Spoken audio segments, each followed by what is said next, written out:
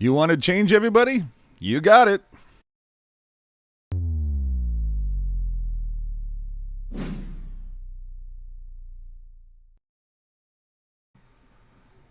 Welcome in to Teal Town Live here, Teal Town, USA. I don't know. Is anything going on we're talking about today? I don't think so. No? No. I think the Sharks might have traded Brent Burns. But before we get into that, of course, help us out. Follow us on all the social media channels. And, you know what's up. If you want to help keep us what feels like the only commercial-free podcast on the planet, you can use the Super Chat option during live shows or hit us up on Venmo at Teal Town USA. And we appreciate that support. So, Brent Burns has been traded to Carolina. Let's just cover the details first here. So, if you saw everything, here it is. Brent Burns goes to the Hurricanes. The Sharks are going to eat 33% of his salary for the remaining 3 years of his deal. They also, I guess, subtraction by addition or addition by subtraction, whatever. Lane Pederson goes as well. I'm sure Hockey Jerk is dancing about that. The Sharks receive a fourth liner in Steven Lorentz, yet another goalie prospect, and I know I'm going to fuck this name up, but Eetu Makiniemi. Makiniemi, yeah. Okay.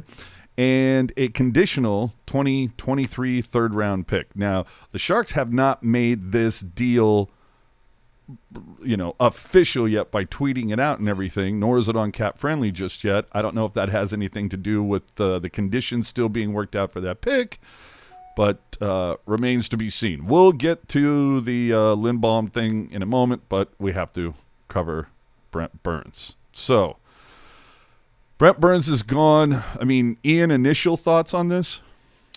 I mean, it made the most sense. I think I've said many times during the course of the season that I think if you're going to start trying to remove money from this team, Brent Burns is probably where you start. I think that we'll get into the return, obviously, but I thought he had a little bit more value as a guy who could go to a contending team, and a guy who's going to spend his last 3 years on a contending team. I think it's a good move for Carolina. I think Carolina's going to like what they get from Brent Burns. Carolina has the defenseman that they do not have to play Brent Burns 40 minutes a night. So I think Brent Burns is going to be a really nice complementary piece there because he doesn't have to be the guy, but he's definitely going to help their power play. I thought the return would be higher, but if you had to do something, you had to move money off this team, especially when you made the decision to keep Tomas Hertl. Like, money had to go. And I think Brent Burns, like the blue line in general, is where you had to start. Now, people are going to get mad and they're going to be like, well, Erik Karlsson and Marc-Edouard Vlasic. Yeah, but no one wants those guys. Well, maybe someone might take Erik Karlsson, but no one's taking Vlasic at $7 million. Well, yes. Not only they're, as you see the comment from Berg, can't trade Vlasic or EK65. Contracts are too unpalatable for any reasonable GM. That's true, but it's also the fact that Brent Burns had a modified no trade. Both Vlasic and EK have full no moves. So you have to deal with that. Coming in here from Zotos, I'm just going to go with that. Says, let's trade EK65 too. If we retain 66% of the salary, a lot of teams will be interested. Ian, you're only allowed to go up to 50%, correct? Correct. Yeah. Yeah, and even it's not going to happen. Look, I understand. It sucks seeing, like, as Sharks fans, we've been pretty lucky, right? Like, up until, like, Joe Pavelski left, like, we didn't make a routine thing where we were the team that always said goodbye to fan favorites. So I get how this is really jarring for people. I get that a lot of people love Brent Burns. I'm a fan of Brent Burns. Like, I think there's a lot of people that think that I hate some of the decisions Brent Burns made. I hate the fact that the Sharks played him obscene minutes per night when it showed that the less minutes he played, he was generally a better player. I think they just worked him like a mule, and then were mad when he made mistakes when he was tired. Because playing guys long enough. Go ahead. Yeah. Well, I think the Canes put him to forward. No. I'm so glad I never have to hear that again. Oh, thank you. Chester coming in hot says, question for us: if Grier were the GM last season, do you think he trades Hertl as a deadline? I'm going to say yeah. Yeah, look at for a team that, said like they're not rebuilding, these are really rebuilding moves. So The Sharks are like the only ones that won't admit this is a rebuild. yeah, this all feels very rebuildy to me. I'll tell you this, it makes me kind of wonder, a scotch, if you will. Mm-hmm. And I'm just realizing now too that I've got like 2 overlays going. This is a little annoying. There we go. Oh, you know what? I kind of liked it better the other way. Oh, yeah, I kind of like this better. So, I'm sorry. What did you say? I got distracted. This feels very rebuildy for a team that's not rebuilding. Yeah, well, and so my point was, now that I remember it, it makes me wonder if all the candidates they spoke with, potential GM candidates, if they all said, no, you have to rebuild. There's no other way around this. Like, it's, you might not want to call it a rebuild. I get that. But, this isn't going to be Chicago. But, like, you need to make huge changes. The Sharks have a reputation with falling in love with players. For sure. Keeping them too long. So, this is what you get. Yeah. So Burns out, Lane Pederson, of course, out. Yay! Should we talk about the return? Yeah, I mean, the return, like, this is where I'm kind of like very meh on this trade. Yeah. Like, I think the retention's a little high for what they got back. I like the goaltending prospect. I know a lot of people are like, oh man, the Sharks have so many goalies. You can never have too many goalie prospects. As long as you have places to play them, you can never have too many. Like, Zachary Emond sucks. Like, I'm hoping that at some point the Zachary Emond experiment's going to end. And I think, so that's going to open a hole. Like, Zachary Emond, I don't see any future potential as an NHL starter. And Zachary Emond, there's times last year where he could barely stick in the A. So I don't consider that a prospect. Ben Gaudreau still a year out before he can start playing in the AHL. Magnus Corona, again, you got to get him to leave Denver. And look at, again, once you have, if you end up in a situation where you have too many goalie prospects, you can trade one. Mm-hmm. And, like, the trading one's always an option. Like, you can always trade something like that for a position of need down the road. So I'm not too concerned about, oh no, they have too many goalies. Yeah. Well, it should be noted via Pashelka sharing this right now. It says a separate press release has come out. San Jose is saying it is retaining 34%. So it just gets worse. It just gets worse. $2.72 million of Burns' salary for the remaining 3 years of his contract. Carolina, though, says it's 33. Can we get a consensus? So, anyway, it is. I want the absolute, like, to the percentage.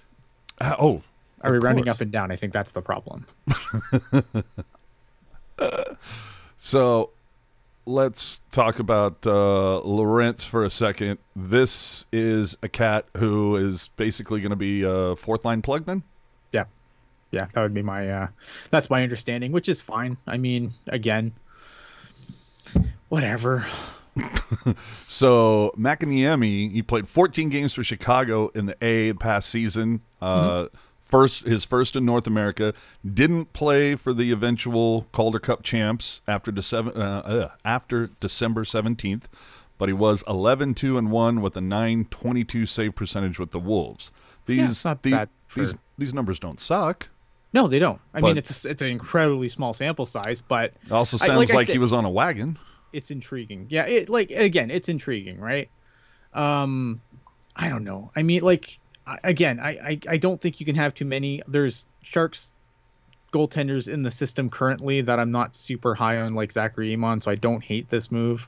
If he's a guy who can come in and steal the Barracuda net, I mean, that's what you want. I think you want competition at all levels, right? I think you want competition between him and Strauss-Mahn, and and we'll see what Emond does. I don't know. I mean, the important thing here though is, like, the return is pretty meh, but the reality is the Sharks need the cap space. They needed it, and they were over a barrel. I mean, yeah. Yes, absolutely. You got Burns with the 3-team no trade. There's still apparently some debate as whether he opened it up or if this was simply one of the teams that he had.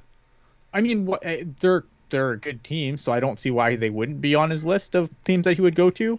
Obviously, he lives in Dallas. Dallas was kicking tires on this earlier than that. Like, I feel like these are probably teams that he wanted to go to, if those were the ones that were in competition to see what we could get for his services. Mm-hmm. I mean, yeah, I don't know, but I am very just whelmed by the return. I had hoped we would have gotten a little bit more and probably retained a little less.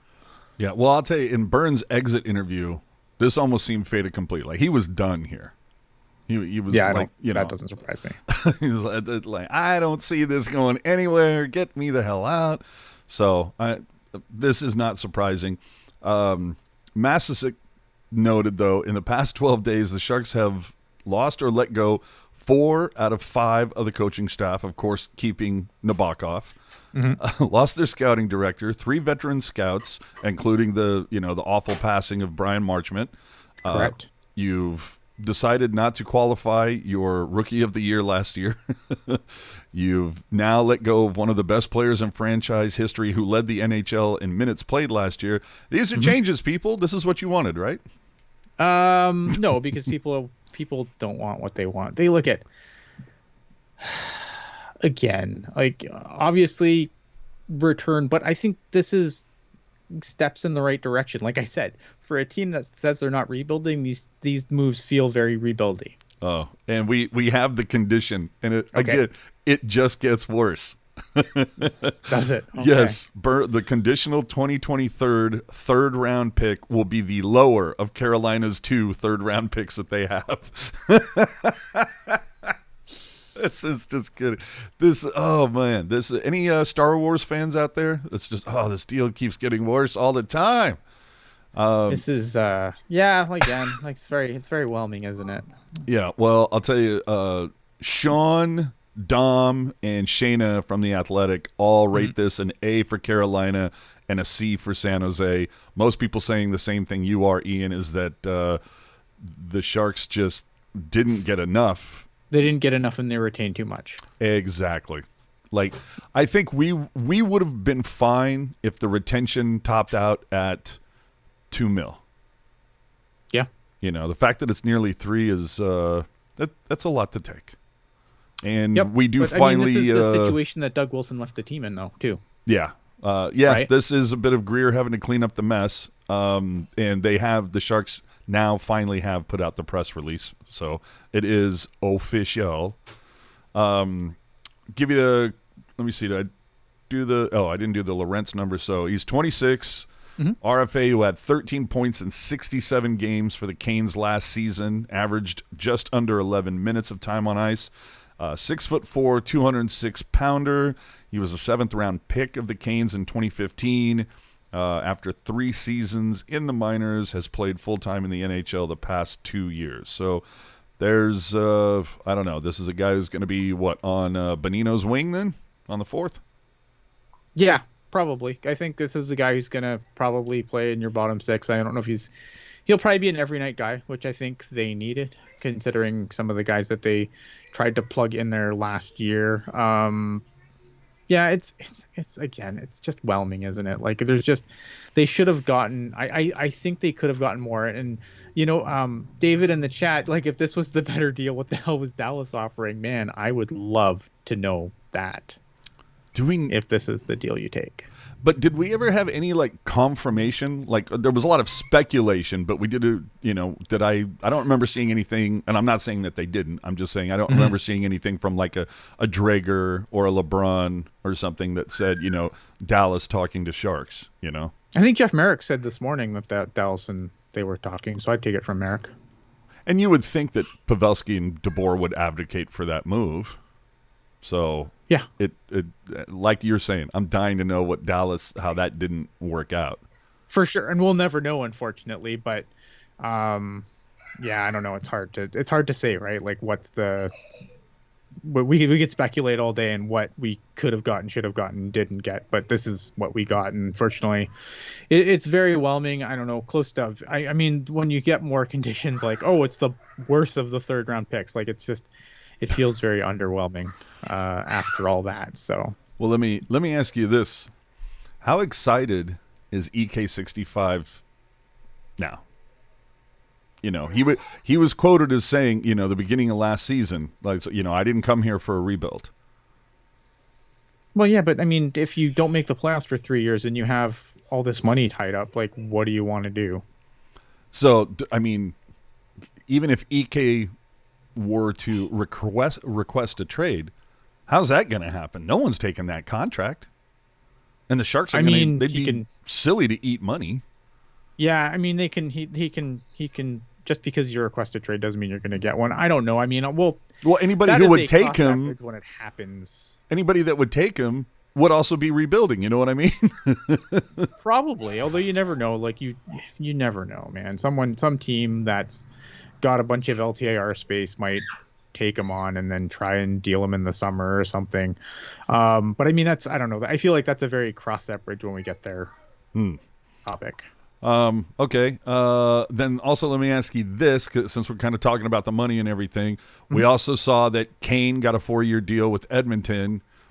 Do you think that's going to have any impact on the arbitration that will hopefully happen soon? No, because it's not about, like, I think the thing that people are missing in this situation is it's not about how much money he's making now. It's about how much money the Sharks should have paid him. Mm-hmm. And because the Edmonton Oilers are giving him money doesn't, like, I understand how people are like, oh, well, no, he's been made whole by the Edmonton Oilers, but that's not how this works. Like, if you dick me out of my job and owe me a bunch of money, just because I get another job tomorrow and start making money from them doesn't change the fact that my former employer dicked me out of my money, right? Like, that money is money that he feels is owed to him, and him making money in Edmonton has no relevance. Now, could you know, when the arbitrator rules, could it have an impact on how much the Sharks may or may not owe him? For sure. I mean, there's so much. I don't know, man. Like, and it seems like we're starting to hear like more like, oh, he's good if Kane wins, he's a Shark again, like from more sources than like that. So I don't know. I mean, I don't know how we got there. I'm assuming like these people obviously have sources that, you know, they're not just gonna make stuff up. So obviously you have to be a little more to it, but it's weird how we've gone from like that's the absolute smallest case scenario in the small print to this is a thing that could happen. I don't know, man. I think again, I can't fathom to me that they would be like, the arbitrator would go, oh, that seems like a shitty place, like you probably don't want to be there, but we're going to send you back there, and then it's up to the Sharks to deal you now, and you're going to make that $7 million. Like, I just think, to me, it just makes more sense to just, if he somehow wins the arbitration, which I don't think he's going to, for the record, but going down the rabbit hole of if he did, I don't understand how the Sharks just don't owe him money, and he just continues doing whatever he's doing, right? Yeah, I think what would be best for everybody, it's like he's already got his deal in Edmonton. That's, that nobody needs the drama from that. It's just, let's, you pay him whatever it is, pay off half his contract, like 50 cents on the dollar or whatever it is. Uncle Hasso cuts the check and no cap penalty for the Sharks. Everybody's happy. Kane gets some money. The Sharks get rid of Kane. Yeah. I mean, we'll see. I mean, seems like that's something you could knock that out in about an hour. it's such an unprecedented situation though, that like no one knows the answer. And we're seeing so many things that are like definitive, this is going to happen.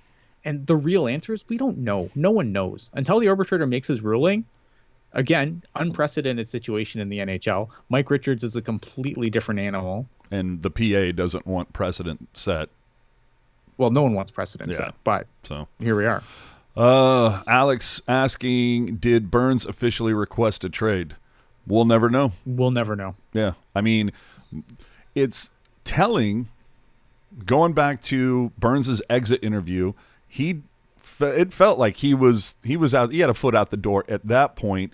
Then when you look at the comments that Mike Grier made earlier this week discussing Brent Burns, a lot of past tense. You know, he's been a great Shark. He was a great Shark.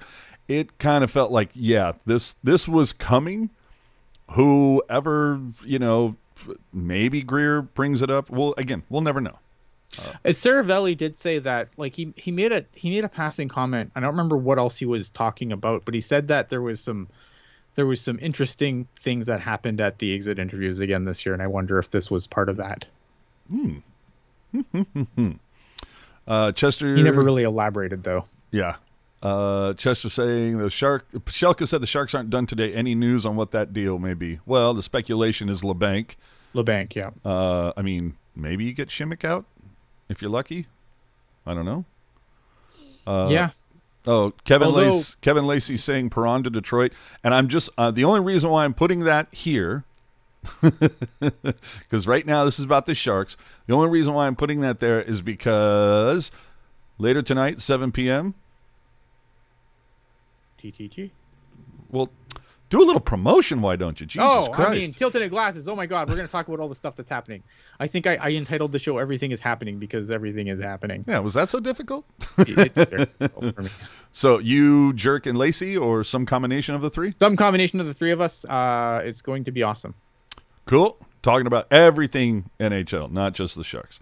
Can Labanc be moved while on IR? He's got to be ready to. He's got to be ready to go. I think Cap Friendly might still have him on the IR because that's how he finished the season. But I have to imagine he should have been. He should be healthy by now. Yeah, I mean, the dude got married a couple of weeks ago. For Christ's sakes.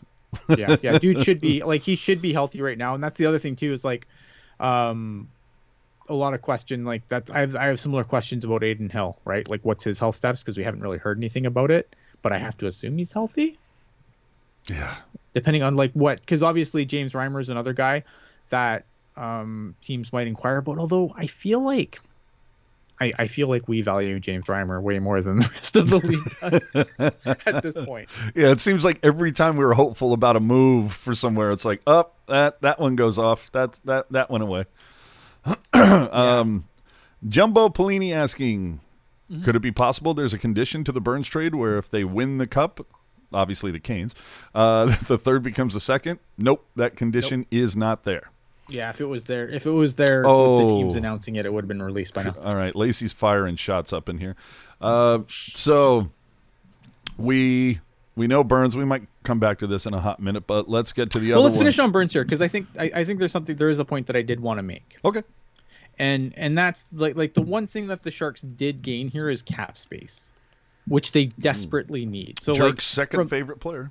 From that perspective, like it is something the Sharks had to do. Maybe could they have done it better? Yes, but it's something they had to do. You have what? I mean, with Burns' money on there now, I think you have about what, $12 million. Before today, you had $7 million to work with. You have to re-sign Ferrari. You have to re-sign Kakkonen. That's just your two big ones that I think are vital for the Sharks. But they've obviously, they have to give a Luke Cunnin a contract. Yay. Not super thrilled about that. Yeah, exactly. So they have money. They have money that they need to be able to spend, and they didn't have it coming in. Like starting today, they didn't have it. Also, they have to make a decision on Timo Meier this summer. Yeah, they do. Right? So, I mean, it's not only about cap space right now, which they desperately needed, but it's cap space going forward. And as much as I like Brent Burns, I would be fucking livid if Brent Burns is still a Shark next year and Timo Meier's gone to free agency. Yeah, you're right. Hopefully Cap Friendly will get some updated numbers for the Sharks here pretty soon. Looks like Carolina's already been updated. So, yeah, everybody. Luke who? Dear Lord. Let me see. Grayson saying 10.8 left right now. So, but it, again, has Cap Friendly updated? Yeah, I don't know. So you know what I mean? Like, so I get look at. I mean, I'm not going to tell you to not be upset that Brent Burns has gone, man. Like Brent Burns, fan favorite, gone. Like, it sucks. And again, this is something that as Sharks fans we've been spoiled. We haven't really had to say goodbye to a lot of fan favorites. I mean, yes, a little bit now. I mean, Marlowe retired, Thornton moved on, so it's been a little bit more, Joe Pavelski recently, but for a long time, man, like, the band stayed together. Yeah. Well, and I tweeted it earlier where I was just kind of going, marketing department's going to earn their money this year because aside from Hurdle. Who do EK's polarizing. Everybody wants Vlasic out the door. People are kind of lukewarm on Couture. So I guess Meyer and Hurdle are your go-tos. I mean, Ferraro's a pretty marketable personality. Yeah, I think people like Ferraro. Couture, yeah. I mean, Couture needs some wingers. Yeah. Couture just needs some wingers. All right, well, let's talk a little bit about the other big move that was made today. Like, this is pretty huge, but... The Sharks did sign Oskar Lindblom, 2-year deal. What's the AAV on that? 2.25, I want to say? 2.25 or 2.5? Somewhere in that neck of the woods. But I want to be accurate. 2.5. 2.5, yeah. 2.5. So if that's... let's start with the fact that it was pointed out, I believe by Mark, that Chief is... roughly putting up the same number Balsers has for the last couple seasons, but at $1 million more. Yeah, I mean, so Rudy Balsers was a player that I liked a lot. I think anyone who's listened to like a lot of our shows know that I like Rudy Balsers. Unfortunately, I think Rudy Balsers was a guy who just doesn't finish at an NHL level. I think he was in. Can I he was in the right you to spots. Noah Gregor? Yeah, well, I think like he was always in the right spots. Like he was always like I didn't have any real issues with his play or his compete level or any of those things. Right? I always thought he was in. There was just times where he just couldn't put the puck in the net. Lindblom is an interesting guy. Like I like Lindblom. I think there's obviously guy just came back from having cancer and continues to play. I think it's a great story. I think.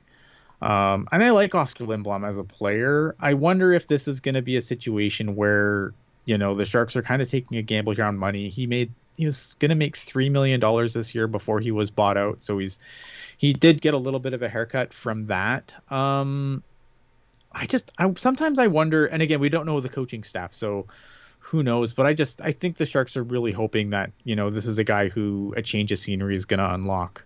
Mm-hmm. Well, and Lacey pointing out is Lindblom playing with Scott Lawton, Balsers playing with Hurdle.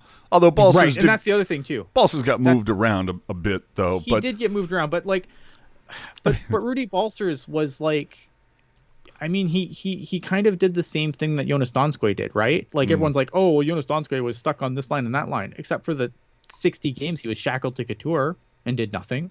Yeah. Like Rudy Balsers, like yeah, he did get moved around, but like it wasn't like he wasn't given an opportunity to put up points on this team. True that. And look, maybe he's again change of scenery and all that. Look, and Philly was a fucking tire fire last year. Philly was a tire fire, and the other thing too, like he's a pretty good two-way forward, and like for a team that was as awful as the Flyers were defensively, he's only -11. Like, I know plus minus isn't a huge stat, but I think, like, when you're on a tire fire like that, defensively, -11 isn't that bad.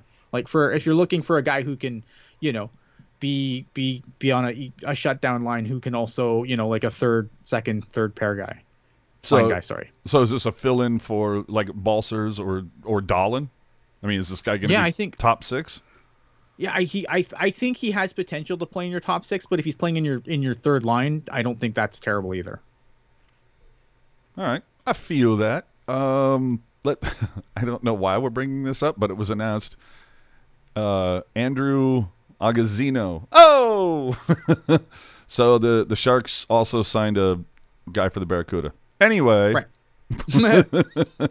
Moving on. I mean, it's fine. Just a 31-year-old guy. He's going to provide some depth. I'm sure Lacey can cover that more tonight on TTG. So after 2 weeks, and everything that's happened, what is the grade that you're giving Grier right now? Shock and awe, or just shock? Oh,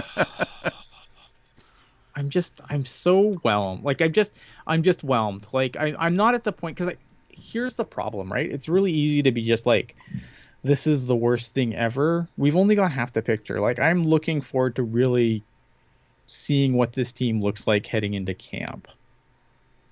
Oh yeah. Because I think a lot's going to change between now and then. I don't think they're done. We don't know the coaching staff yet. I mean, again, this for a team that says they're not rebuilding, a lot of these moves feel very rebuildy, and I'm fine with that. Look at this core was not going to magically return to the playoffs. The guys had to go. There was going to be tough decisions that had to be made. Do I like the way the Sharks are going about it? Not particularly. Yeah. But I get it. I understand the need for it. I mean, I can't sit here all year telling you how the Sharks need to move money and move away from some of these guys and then get mad when they do it. Exactly. PJ48 in the chat calling out something I mentioned earlier, that the Athletic gave this, C+, a C, and a C for the Sharks. Meanwhile, Carolina got an A, and an A minus. But I like Shayna Goldman's, not to be confused with Shalana Goldman, but Shayna Goldman on the Athletic saying the Sharks are on the hook for 33% of Burns' salary. They add some future assets that should help their rebuild. Another person calling out the team that's not rebuilding is very rebuilding. And it says, but this return still feels underwhelming, which seemed to be the biggest thing. But again, for those saying that it's underwhelming, I agree. But I think we also need to point to the fact that it was a 3-team no trade. There, and it's a 37-year-old making $8 million a year. Yeah, like the options were probably pretty damn limited. But look, it freed up more cap space. Now, for all the people that are shitting on Grier, and I get it, but for all, I think if you have a bitch with Grier, if you have a bitch with Grier, you have a bitch with Grier, and I'm not here to tell you shouldn't. Yeah, but my point being is, let's see what he does with this money. Yeah. Like you were saying a moment ago, we're in July. We're not going to see the opening roster. That's not going to shake out until October. We'll see what guys fly to Prague. Who I'm looking forward to. Yeah, and who's going to make an impact over the course of this week? Who's going to make an impact during the rookie tournament in September? There's a lot to be said here. Do people like Eklund and Bordelot and maybe some other surprise, come along and shock and work their way up? But I think that's the thing, right? Like, I think by moving on a guy like Balcers, you're hoping a guy like Bordelot or Eklund is going to come in, like, and basically replace what they've done and hopefully improve. Now, will that happen? I don't know, but I think that would be their hope. And I don't think it's a terrible hope. Like most of us are pretty excited about William Eklund, and we got a small glimpse of Bordelot earlier in the season, and I don't remember seeing anyone who was down on him. I thought everyone was pretty impressed by what he did, in an admittedly small sample size, but I think some guys had to be moved on for other guys to get a spot. Mm-hmm. And I'm super excited about some of these guys. Like, I'm really excited about William Eklund. I'm really excited about Thomas Bordelot. I think Thomas Bordelot, for a lot of oh no, those guys are done because Grier's not going to like them. Like, did you watch Thomas Bordelot play last year? That dude is tenacious on the puck. Yeah, Grier's going to love Thomas Bordelot. A lot of people are jacked about Coe. Yep. So I mean, there is some talent there, which brings me back to the whole thing of you finally got some talent in the pipeline, and then you let go of your scouting director. Mm-hmm. Like that is a little perplexing to me. That's the one move out of everything that's happened over the last 2 weeks. I understand it. I don't agree with letting DW Jr. go. But if he wanted to go, then what do you do? Exactly. And again, that's one of those we'll never know. Right. I feel like, for me, for me, like, and I said this when we did the solo cast, but like for me, I just wonder if this is a situation where he felt he had hit his ceiling in San Jose. Like he could never take the big chair because of the baggage that comes with being a Doug Wilson guy. Mm-hmm. All right. I saw something about where is the Shaka saying, well, we know one thing, which is that we have like 20 goalies now. We only have 18, sir. It's fine, right? But Yeah. like how many again, here's the thing with goalies. It's fine to have them as long as they have somewhere to play. True that, but And I right also now, Ben Gaudreau is still in junior. Magnus Cronus still in college. Like they're gonna have like it's as long as there's room for these guys to get reps on the Sharks and Barracuda, it's fine. Look at the Sharks are gonna move an NHL goalie. Hill, Kakkonen, probably not Kakkonen, but for argument's sake, Hill, Kakkonen, Reimer, one of these guys is the odd man out. well, and Stalock is gone. Stalock's gone. Yeah. So where did he? Chicago. Oh, Jesus Christ. But yeah, they got to get Kakkonen in. They also drafted Mason Bopit. Am I? Yep. But again, 2 years out. Yeah, 2 years so- out minimum. Long ways away. So no, it's, and I look at it like a roulette table. You know, you the more numbers you play, you know, like your odds of return are a little lower, but your chances of hitting are higher. So it's, you know, Yeah. more darts at the board is more opportunities to hit the bullseye. So Yeah, I mean, to me, I would move Aiden Hill. Just to answer the question in the chat, would I move? I would move Aiden Hill. if we can, I think if you can. I would love if we I can find a feel like- market for that. But it also, I'm sorry, I don't mean to interrupt, but it also, That's okay. if they move Aiden Hill, I would guess it's going to be for less than a second rounder, and so people will For latch sure. onto that. Latch on to whatever you want. I mean, okay. you do you. But you know But what at I'm some point, saying, like, though. guys have to move. No, I get it. Right? It's not. Is it the best asset management ever? Are we getting? Is Mike Grier giving us a master class in asset management? No, he is not. But But- we'll see if this turns into a master class of how to clean up a big mess. For sure. And again, it's thing. Yeah, James Reimer. Look I don't know what happens with James Reimer. To me, my opinion's always been, in order for Kakkonen or Hill to be the guy, they have to take the net from James Reimer. If you can't take the net from James Reimer, then you're not an NHL starting goalie. Period. Mm-hmm. Completely agree. That's it. To me, Like, so I don't want to give anyone the net. I want them to take it from James Reimer. So I would keep Reimer, but I understand that Reimer may be the more appealing between him and Hill. I was going to say, that's mine. It's like, you're not keeping 3 goalies, so you get Kakkonen under contract, and I don't give a shit. I put up all. I tell everybody, all 3 of these guys are available. Best return wins. You know, Yeah. there you go. Because again, we got goalies falling out of our ass over here. So best return wins. I would think that Reimer. I felt like Reimer would have been a good fit in Toronto to back up Murray. Yeah, but I think they went with who did they go with? Samsonov. Yeah. But so it was like he was already familiar with the, with the terrain, and, Murray is sketch, you're not, and It's true. whereas Reimer proved, last season that he could be the guy and give you a good amount of games. He would have been a great, 1B, I suppose, there if Murray faltered, but yep. I don't know. Well, I guess they're betting on Samsonov. Yeah, I mean it's man, that's an interesting move. Like I feel like, not to get too into the weeds there, but like if this doesn't work out, I don't know how Kyle Dubas survives. Save it for TGG. Yep. Shaka asking, what, you going to sell that Burns jersey now, or is it an artifact? Are you talking about the one back here? No, I'm not selling it. At least not right now. So is Labanc next? Has anybody heard? I haven't seen anything yet, but I would assume he's probably on the block. It's a So, lot of money.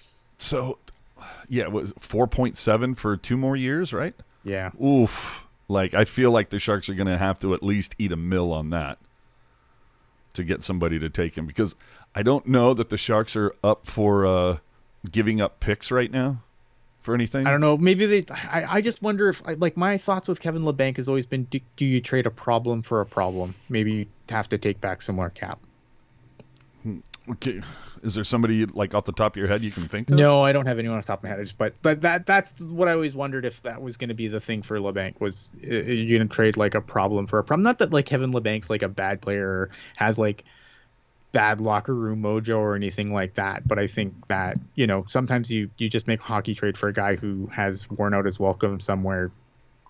I don't think, like, again, I'm not trying to say Kevin Labanc's a bad guy, right? Like, there's no character issues here or anything like that. But sometimes, you have a guy with potential. I think Kevin Labanc still has some potential, and maybe you find a trading partner of a player who's in a similar situation. And it also makes me wonder as well that again, it goes back to the whole Wilson may have fallen in love with some guys. For sure. We remember Labanc took that $1 million deal to know that he was going to get it on the back end because it was going to help the Sharks have some flexibility, whereas Grier has no loyalty to this, and it's just like, yeah, right. that was Wilson, yo, I'm out. So Chris, our buddy, Chris Mann, says, where does Burns rank in all-time Sharks? Top 10? Well, absolutely. I mean, is there a question? Is there another Shark that has won a Norris Trophy, while playing for the Sharks? That's true. So I would say, yeah, definitely in the top 10. He's probably like one of my favorite blue liners to ever play for this team. Yeah, I mean, him and Boyle. Boyle's my guy, man. Exactly. I'm a Dan Boyle guy through and through. Yeah. So I would say definitely top 10, but that's you know what, that's something to do during the off season. That's a good idea, Chris. Yeah. We'll have a draft. So if nothing else has really come down the pipe, I mean, I'm going to throw it out last looks for anybody who might have any more questions, but we'll roll through these moves again real quick here if I can hit that button. So far, Sharks signed Oskar Lindblom. He was bought out by Philadelphia. So 2-year deal, 2.5 AAV. And I'm assuming, Ian, you're saying, or at least projecting, like second or third line. Yeah. I think he's a guy who could probably pinch on the second line, third line for sure. Could the Sharks find a right-handed shot at some point? That would be nice. No. Isn't Labanc a right-handed shot? Anyway, and then the big one, of course, Burns for cap space. Yeah, that's what it is. It's not again. Is this a master class in asset management? No, it is not. Is it? Do they have to do something? They have to do something. They did. Like, I think Mike Grier came in and has the unenviable task of cleaning this up a little bit. And I'm not here to tell you that he's doing a great job at it. I mean, right now it's all been very meh. Like, I would like just one move where I jump out of my chair and go, yeah, fuck yeah, this is what we want, right? And I haven't had that moment with Mike Grier yet. But look at he came into an unenviable position with this team, and it's going to be interesting to see what this team looks like going into the season. Is this going to be a team that's looking for Bedard, or are they going to do stuff that makes you think that they are still trying to still trying to slide into a wild card spot and get bodied by a Colorado? You think that? We'll find out. You think the Sharks are in a race to the bottom with Chicago? I don't know if they're in a race to the bottom per se, because again, like, they still have like players, right? I don't know. I don't think they're going to be very good regardless. I don't think they were very good as currently constructed. Are they going to be that bad though? I don't know. I feel like they're another, they're going to hover in the top 10 as far as the lottery goes. Well, let me ask you this then. Is this going to be kind of a 2015 part 2? 2015. No, not a fucking chance. Well, not where Doug Wilson prior to it said we need to take a step back to take a step forward. That's when they brought in John Scott to protect guys like Hurdle and those younger guys. Is this kind of that, a redo of that where you're going to, I don't know if you're going to sign some thumper or some shit like that. I don't know that you're going to take that route per se, but is this a redo in that it gives guys like Eklund and Bordelot and whoever else that might make the jump some seasoning in order to, burn one more year off Vlasic, because then his no trade opens up. Or it goes from a no move to a no trade. And it, of course, makes the eventual buyout penalty a little easier to stomach. Or you trade them and retain cap and then don't have cap for the next 100 years. Yeah.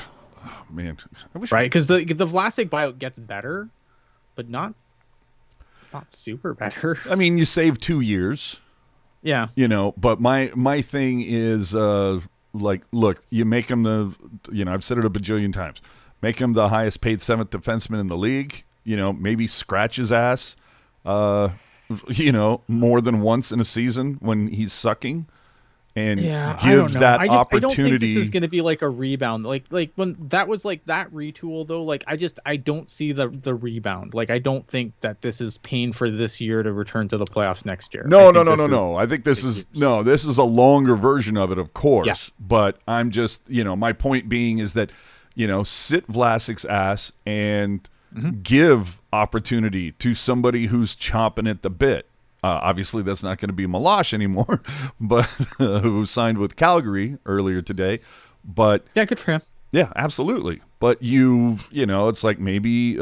Obviously, the one thing that is kind of like the red beacon circling is Ryan Merkley, you are on the clock. Like, dude. He is now. I think if you want to talk about who's happy, who's probably happiest that Brent Burns is on the way out, it's Ryan Merkley. Oh, dude. Because now it's his spot to lose. Exactly. So with that, his ice time is definitely going to increase, particularly on the power play, right? Yeah. Oh, absolutely. So yeah, I think it's going to be interesting to see what Ryan Merkley does with this opportunity, because this is the opportunity for him to really implant himself on the NHL squad full time, and so hopefully he takes the most advantage of it. So is there somebody else? Is this time for a because I sit there and go, make sit Vlasic, but then of course you still have to deal with Šimek, who has and I don't know what Šimek's an interesting one, because like it didn't make sense to buy him out because of how high the minimum that you can stash in the AHL is. Like you could stash him in the AHL and basically get the same cap savings for Šimek as you would have bought him out, but you'd still have to pay obviously the extra years on the buyout.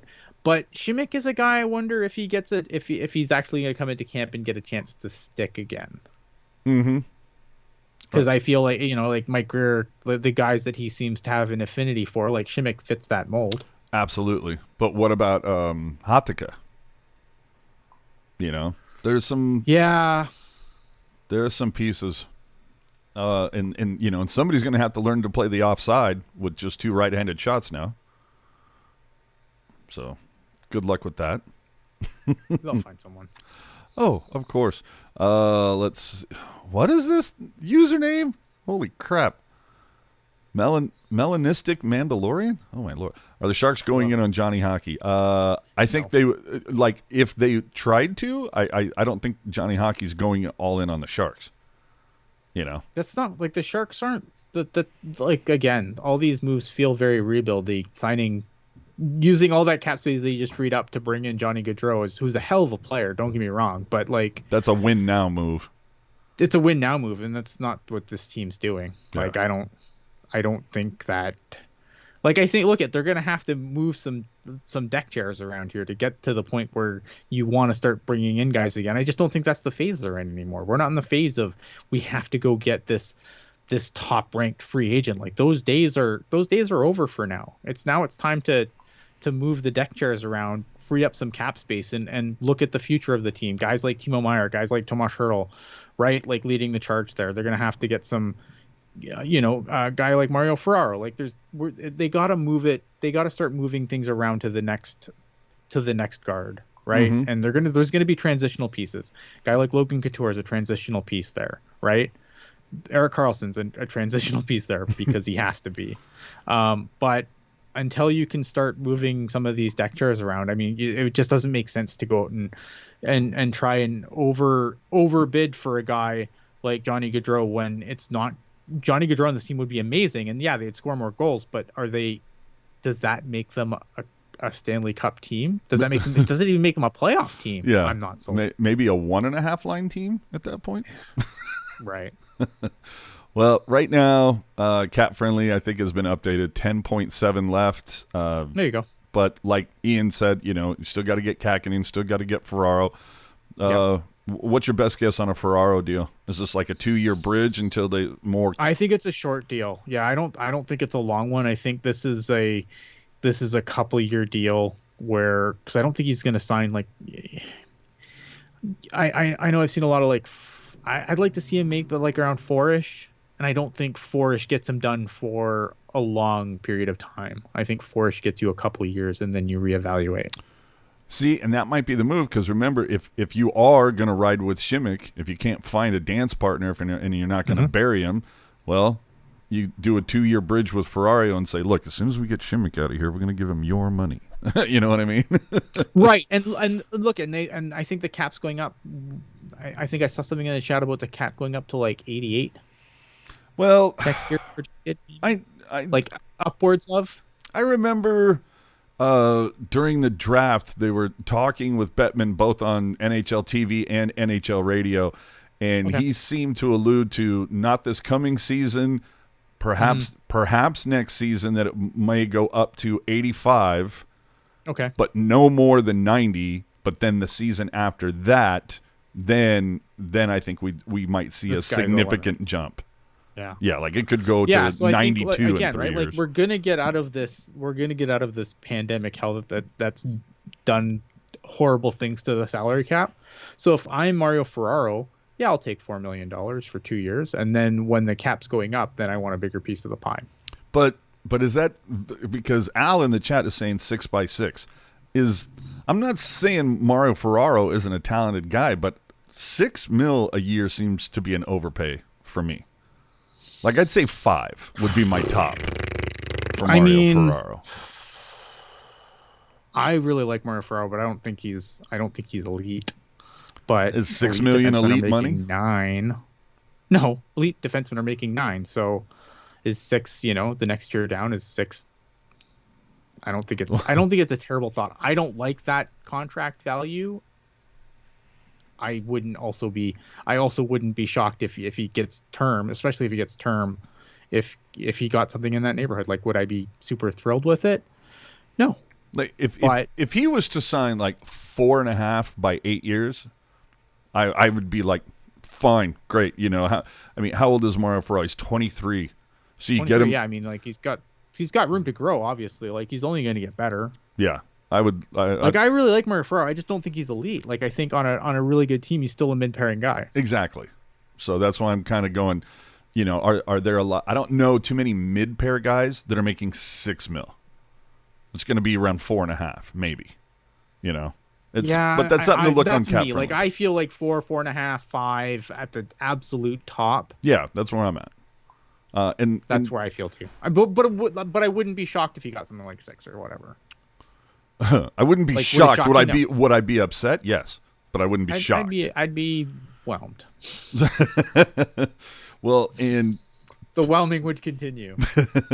Well, let's finish this off because staring at cap friendly, there you look at that blue line. It's 23-year-old, 21-year-old, 21-year-old, but then on the other side, 29, 29, 32, 35.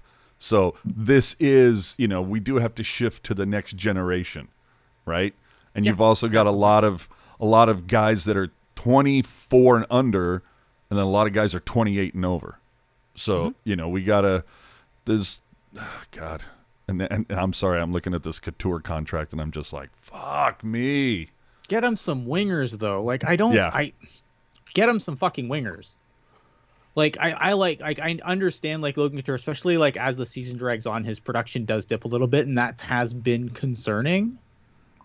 But, like, I don't know, man. Like, I still think, like, Logan Couture is a good... Like, if you trade Logan Couture right now, well, then you need a second center. And Oh, is William absolutely. Eklund or Bortolo ready to be that guy? That's a big fucking gamble. Yeah. Like centers don't grow on like top flight centers do not grow on trees. So is Lindblom that guy then? We'll see. Man, he's a winger. He's not even a center. Oh, jeez. So, no. I meant a guy to put with Couture. Oh, maybe. I mean, yeah, that's possible. I would like to. Man, I don't know. I would strap William Eklund to him and see what happens. Because it's going to be obviously Hurdle and Meyer as your top pairing. Yeah, I'd stick Hurdle, Meyer, Barabanov. See if that can keep doing what it's doing, and then tinker with the second line, Couture, Eklund. I don't know. Yeah, and what Bob Jackson saying Couture has been getting overplayed. I would agree with that. That was one of the reasons why they went and got it was a Cogliano Bonino. Really, it was to take some of those defensive face-off minutes away from Hurdle and Couture, so they weren't having to play so many hard minutes. But I'm not super I am not as sour on Couture as a lot of other people are. I don't even think he's overpaid. I just think he's needs more talent. He just doesn't have the supporting cast. Yeah. Yeah. And then finally, who would take the captaincy if Couture gets traded? I mean, Hurdle. Man, Ferraro slander in this chat right now. I would. Oh, really? What's going on? What's happening? People dumping on Ferraro? Sometimes I think we overvalue guys, and sometimes I think we, as fans, undervalue guys. I think a lot of people undervalue Ferraro, and I think it's because it's a knee-jerk reaction because of the way how some people overvalue Ferraro. But I think Ferraro is a solid middle pair guy. No, fantastic 3-4. Love him. Love him on the PK. Yeah. And the dude's got wheels. The one thing you can never fault Ferraro is his compete level. Can never fault that. Yeah, no, I think he's an absolute he's an absolute mid pair guy. I don't see this. He would be only on a bottom pair on a good team. I strongly disagree. So then let me ask you this: Couture is going to turn into Vlasic at this rate. I don't see because Vlasic barely play. Logan Couture still puts up points. He still scores goals. Marc-Edouard Vlasic, as his play is diminished to the point where he is he barely fits on the third pair on a shit team. Logan Couture is still a number 2 center on a lot of teams in this league. Yeah. No, again, Vlasic it's you might not be helping us, but don't hurt us. Yeah. And that's kind of where I feel like we're at. If for the longest time it felt like last season Burns and Ferraro were your top pair, so obviously it's now Carlson's deal. Who's he going to be with? Magna? Who knows? I'm assuming that they may go, or quote unquote their top pair. If not this season, next season is going to be Ferraro and Merkley. Baptism by fire. See. I don't know, man. Yeah, it's gonna be interesting to see who they strap to Erik Karlsson this year, for sure. God. All right. Well, I think that about does it. We sat here and vamped for an hour hoping that Labanc would get something, but evidently that hasn't come through. But Curtis Pichelka said that it looked like Labanc was in play. There's still plenty of time. Oh yeah, lots of time. Sharks aren't done. I mean, look at some of these trades are going to be based on what teams are able and aren't able to do in free agency, right? Because once you strike out on the free agent you want, and if there's no guys that fit that mold that are on the market still, that's when the trades start to really heat up, because teams that missed out are obviously going to have to go another route if they identify a need. Yeah. Hold on. I want to get to this. This is why I love this one. Sure. From PJ48. What happens to the blue line if EK65 is injured? Let me rephrase that for you. What happens to the blue line when EK65 is injured? Dude hasn't played a full season in 3 years. Building. I mean, Merkley gets the look. Building, it's very buildy. Yeah. Merkley's going to get the look. That's yeah, man. It's going to be. This is going to be a big season for Ryan Merkley for sure. Oh, this is huge, and it's huge. And, a couple names that we haven't even brought up, is hello Nikolai Knizhov. Yeah. I mean, Knizhov's going to be a guy who I think it's going to be interesting to see how he looks in camp. Hopefully he can come back and pick up where he left off, but missing a whole year is definitely concerning. Yeah, that's going to be very tough, but hopefully he's able to bounce back. Cap Friendly has him listed left and right. So there's your guy who can play both sides. But the next one in the list, that's Cannon Larocque, 18 years old. Don't think he's going to be playing with the Sharks this year unless it really goes off. He's going back to junior. Yeah. He's going back to junior. So I don't know. It's going to be I like how you're saying it. For not a rebuild, it's very rebuildy. It's very rebuildy for a team that's not rebuilding. But 10 million left and a lot of time between now and September. We will see if Grier That's the thing, right? Like that's the important thing. Like there's a lot of time left to do things. I know there's going to be a lot of people like, "Oh my God, we need a coach right now." We don't. We don't need a coach, man. We really. I mean, it would be nice to have a coach at development camp. That's That's not Patrick Marleau. Nice. Right. I know. Fucking. There's and on the Patrick Marleau thing, I'm just going to remind people. I'm surprised Dan Boyle isn't there. Showing up to development camp that's in San Jose than being on the road all year. Big difference. Oh yeah, him helping out. It wouldn't be surprised to me whatsoever if that was Mike Grier giving him a call saying, "Hey, can you help me out for a week?" I mean, considering your coaching staff is John McCarthy at both levels. Mm-hmm. So yeah, wouldn't surprise me. Hell yeah, get Boiler out there, get Seto out there. These guys got nothing better to do. Yeah, they've got to have some tips and tricks up their sleeve. Shushan asking any chance we see Weisblatt this year? I think he's good. Like these guys are going to get a chance in camp, but I think Weisblatt's probably a guy who starts on the Barracuda. Right. But I think Weisblatt's a player that Mike Grier is going to love. Oh, nice. I mean, a 20-year-old right winger. I mean, I think he's going to get a chance probably to get to make the team. I think there's a lot of guys that are going to be in play to get a chance to make the team out of camp, but I wouldn't be upset if he started on the Barracuda. Yeah. Well, and we're kind of deficient at right wing, so maybe something happens. Again, yeah. I think Mike Grier's going to love Ozzy Weisblatt. And who needs the big season more? Well, I shouldn't say more. They both need it, but two guys that need the biggest seasons, it's Merkley and, of course, Noah Gregor. That dude needs to find his finish. I love so much Noah about Gregor's his game. Interesting one. I like Noah Gregor, man. I fucking do, score. but Noah Gregor is a weird... Noah Gregor was a weird... What did they do? Qualify. It was a weird qualify when you didn't qualify Dawn. Yeah, it's weird.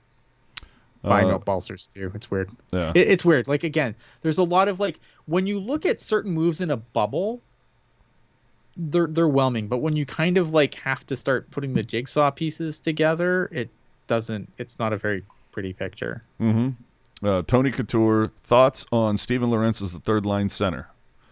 I mean, it might be that's all we have. Unless Reedy or Weatherby or Bordelot or somebody jumps up.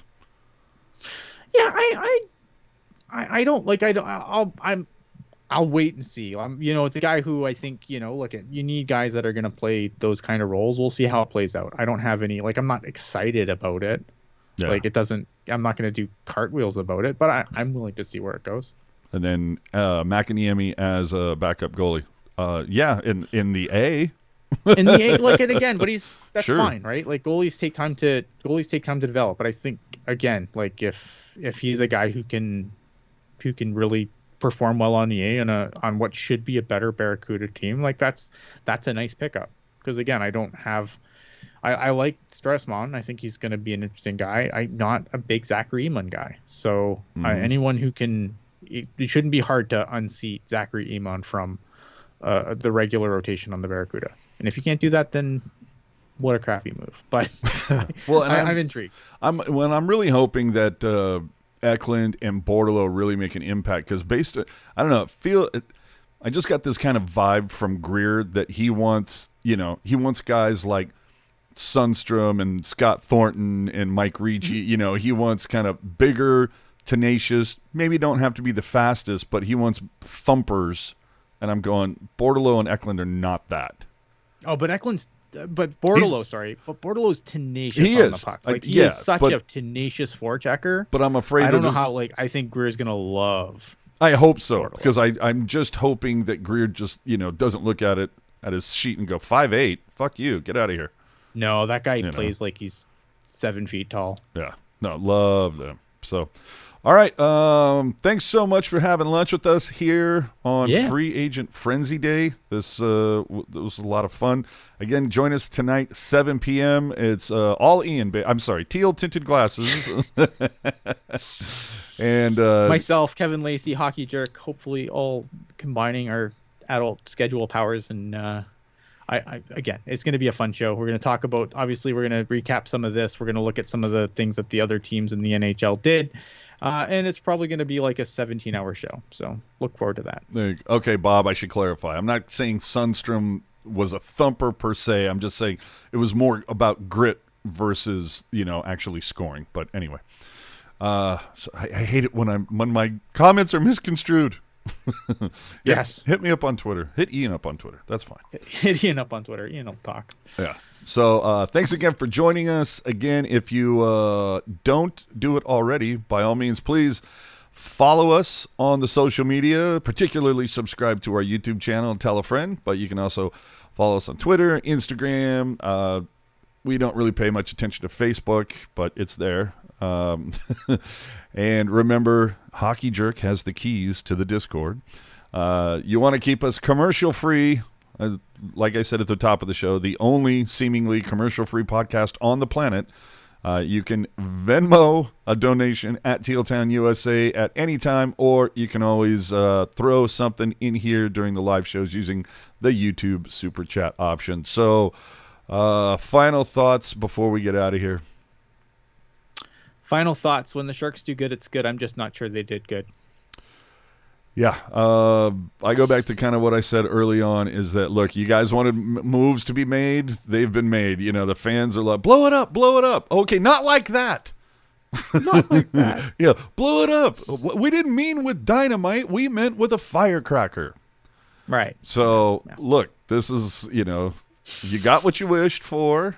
This is it. So let's at least give Mike Grier a season to see what happens. Now, on paper, right now, do I think this is a better team than last season? I don't think so. No. But we're not, as Jerk and I like to quote, we're not there yet. We're not there yet. Let's see who's on the ice wearing a Shark sweater in October. And let's see if that Shark sweater is the same one that they've been wearing for the last 7-8 years. Could be different. So with that, thanks for joining. We'll see you all tonight, or at least Ian will, at 7 p.m. Pacific. Catch y'all later. Tell a friend. Subscribe.